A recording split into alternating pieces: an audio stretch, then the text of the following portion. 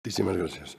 Aleshores, correspon formalment, com van veient, vaig seguint el guió, en aquest moment, si hi ha algun membre del plenari que no hagi tingut ocasió per seus representants, que ja han parlat a la taula, o per el que sigui, vulguin prendre la paraula, si algú...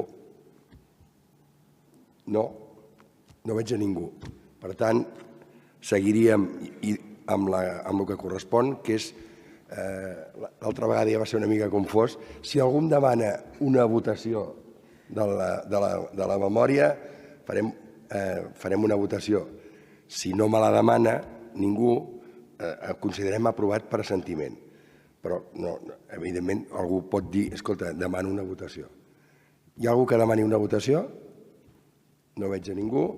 Per tant, donaríem aprovada la memòria de l'any 23 per assentiment de tot el plenari i, per tant, la proposta de l'executiva seguiria ja definitiva.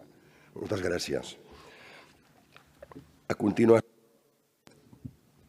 continuació, prenc la paraula ja com a president del Consell Econòmic i Social i també intentaré ser tan breu i tan concís com han sigut vostès. En primer lloc, dir que no és fàcil per una ciutat com la de Barcelona, que fa uns anys, tots just uns anys, el catastrofisme vinculat al Covid, que va ser quan jo vaig començar la meva presidència, feia que tots els discursos moltes vegades fossin més pessimistes del que realment corresponia a la capacitat i el potencial d'aquesta ciutat, que són les seves empreses i la seva ciutadania en el seu conjunt, els seus treballadors i treballadores, també en les empreses hi aporten també una part molt rellevant del seu desenvolupament.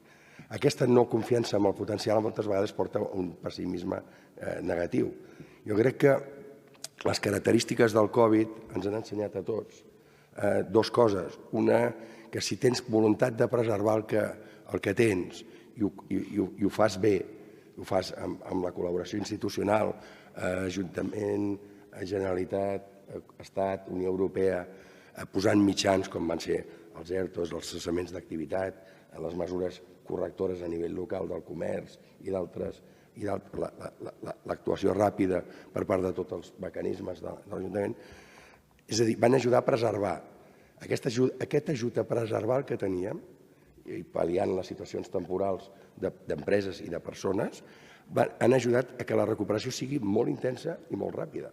No ho hauria sigut, segurament, tenint en compte els antecedents històrics que tots coneixem, si haguéssim fet el mateix que altres vegades, que no haguéssim preservat el teixit del comerç, el teixit industrial, el teixit social, si no l'haguéssim preservat, el tindríem que haver vist com moria i com tornàvem a reconstruir-lo. Aquesta vegada no ha estat així. Aquesta vegada, per una bona política que va ser el Green Deal, però també en el marc de la Unió Europea, de la Generalitat i del conjunt de l'Estat, la preservació de la capacitat productiva ha ajudat a una intensa i ràpida recuperació. Jo crec que això és un mèrit col·lectiu de la ciutat, de les persones, però també de totes les institucions que col·laboren amb la ciutat. En aquest sentit, jo crec que això ens ho hauríem d'afrontar-ho, no per només estar contents del que hem fet, sinó sobretot perquè apuntar-ho com una lliçó de cara al futur.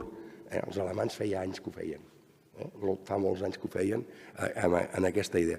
En períodes de crisi, preservar el que tenim és la millor eina per a la recuperació de la sortida. Aquesta és una primera idea i jo crec que ho ha fet la ciutat, ho ha fet amb el conjunt de les institucions liderades per l'Ajuntament i en aquest sentit ha estat important. Però, evidentment, el tronc d'aquesta capacitat ha estat el diàleg social. És a dir, des del primer moment, la voluntat de concertar la transició forçada per la Covid i per tot això, amb els agents socials, tant amb els sindicats com els empresaris, en aquesta idea de sortir, i jo ho he dit darrerament moltes vegades i crec que ho compartim, que és sortir de la transacció per lo immediat, per tindre una capacitat de compromís pel mig i el llarg termini, per tindre una capacitat de visió de per qui treballem. Treballem per ahir, treballem per el que ja no podem arreglar o ens posem a construir solucions perquè siguin satisfactòries per tothom. Jo crec que el Consell Econòmic i Social, abans inclús de la pròpia dinàmica del Consell Econòmic i Social, també amb el Green Deal de l'Ajuntament i també, com s'ha dit per part de diferents intervencions abans que la meva, aquesta idea de diàleg social reforçat, aquesta idea de compromís, aquesta idea de constructivitat han sigut elements que van començar però que en aquest Consell Econòmic i Social hem intentat anar desenvolupant. I una tercera característica que a mi em sembla també important, i en aquest terreny acabaré com a president per dir-los el que els he de dir personalment, jo crec que hi ha un element que és bàsic. La ciutat és una relació entre l'econòmic i lo social, també. No és només la vida quotidiana en el territori, no només és el seu urbanisme, sinó és la relació entre l'econòmic i lo social. Moltes vegades, en la nostra cultura mediterrània, l'econòmic va per una banda i lo social va per una altra banda. Lo social és pal·liar els efectes de l'econòmic i l'econòmic és no posar cap tipus de dificultat a la iniciativa, per dir-ho d'alguna manera. Això, que és molt mediterrani, no és tan europeu, i això ens ha de portar a una reflexió que també jo crec que és important. Si no contemplem els efectes de l'economia sobre la societat i els que pot fer la societat amb l'economia, és evident que no som capaços de treure a l'esforç tot el que fa la ciutadania, els treballadors i treballadores i les seves empreses en el rendiment econòmic i social. Això és el que pot portar, com també s'ha dit en totes les intervencions, i crec que coincideixo amb elles, pot portar a que és un deure que tenim, una capacitat de progressar adequadament, com els diuen els nostres alumnes a les escoles. Ens queda per aquest trajecte en aquest sentit per fer i podria ser important, i és important un diàleg social reforçat i una iniciativa política que el contempli per tirar-lo endavant. En aquest sentit, i per acabar, hi ha una cosa que és molt important en aquesta visió general, i és que les transformacions són inevitables. L'actitud humana de reaccionar a qualsevol canvi de forma conservadora, de forma que no canvi res, per explicar-me concretament, per situar-me en el meu confort, que es diu ara en termes sociològics, aquesta reacció no ens porta a res. Al contrari, ens porta a no abordar els canvis que cada vegada són més freqüents, més importants, que ens fan viure en una transformació que, com deia el degà del col·legi, més vegades provoquen incertesa. Però aquesta incertesa només li podem fer front d'una determinada manera, que és col·locant la certesa que treballem junts per resoldre els grans dèficits que pot provocar en uns sectors amb creixement i uns altres amb decreixement. I això només ho podem fer-ho tots. No pot fer-ho ni les empreses pel seu compte, ni els sindicats pel seu compte, ni les institucions, en aquest cas l'Ajuntament, pel seu compte. I com jo crec que ja hem assolit tots plegats, això és l'important, això és el repte. I jo tinc la confiança, per l'evolució que he anat veient en els darrers anys, que això és possible. Una altra cosa és que el context ajudi. El context d'altres tipus de plantejaments, de la governança, ajudin. Segurament els elements constructius avui no són els elements que més dominen en el relat polític. Quan dic relat polític incloeixo tothom. No excloeixo ningú. Avui potser necessitaríem que aquest relat i aquesta aportació que està fent el diàleg social també estés en el relat polític i el que uneix també fos important, no tant que només fos que sigui important el que separa. Això no ens porta, no és constructiu, això no és possible, no és viable. Per tant, en aquest sentit, acabaria aquí. Personalment, dir-los que aquest és l'últim ple que presideixo. Amb la regidora ens hem posat d'acord que farem una transició que ajudi a consolidar aquesta institució. Hem compartit amb la regidora i amb l'alcalde la voluntat de dinamitzar i de potenciar aquest Consell Econòmic i Social. En la mesura que hem sigut capaços de portar-hi tots els esforços, així s'ha fet. I agraeixo molt especialment a la Sílvia Miró, al Roger Gaspar, a la Liliana Reyes i al Marc Minguillón, el que m'hagin ajudat en la comissió executiva a dinamitzar-ho. També vull agrair personalment a tot l'equip que en aquests moments està en el Consell Econòmic i Social, encapçalat per la seva secretària general, la Maria Noguer, pel senyor Miquel Àngel Estefania, per la Teresa Díaz, per la Carolina Sagarra i pel Rubén Rosales, que són l'equip, estructura que ens hem fet possible aquest créixer i aquest ordenar-nos. Agrair-los a tots vostès la possibilitat, i molt especialment a l'alcalde, de la confiança i d'haver pogut desenvolupar aquesta tasca. Dir-los que personalment aquest per mi és un moment també important. Jo he tingut moltes responsabilitats sindicals, institucionals, polítiques, durant una llarga trajectòria que va començar als meus 13 anys en contra del franquisme, en aquella època de dificultats. La veritat és que ha estat una trajectòria molt interessant, que agraeixo tot el que he après en les diferents situacions i circumstàncies de tothom. Sempre tens la capacitat de comprovar. Jo recordo que començava a lluitar fa 50 anys amb una vaga general al Baix Llobregat per la carestia de la vida. I dic la carestia de la vida perquè es deia així, si no, no ens haguéssim entès.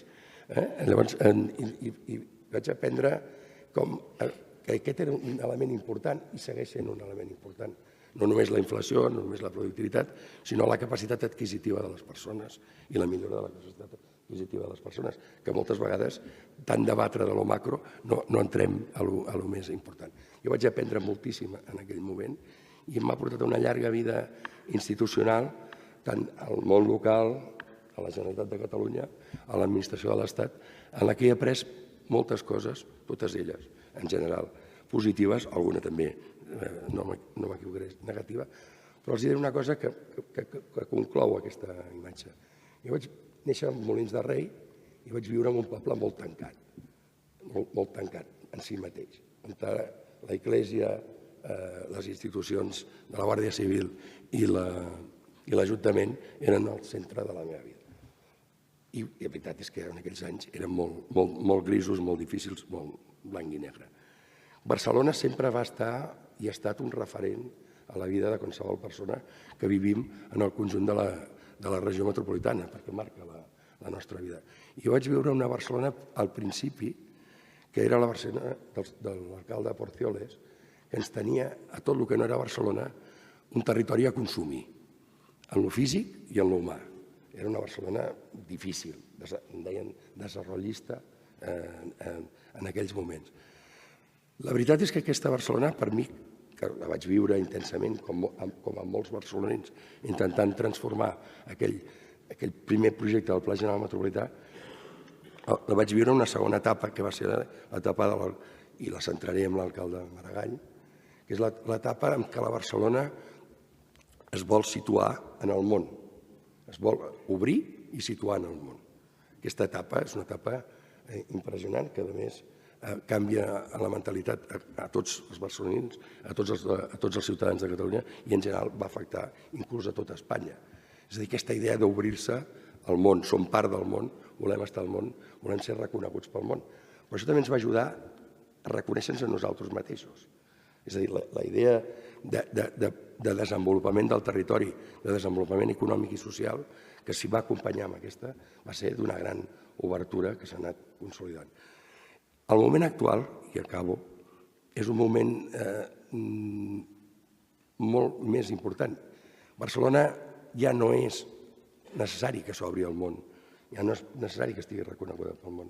Barcelona el que té que reconèixer és que és una ciutat del món, ja no és una ciutat en si mateixa, ja no és una ciutat només pels que són.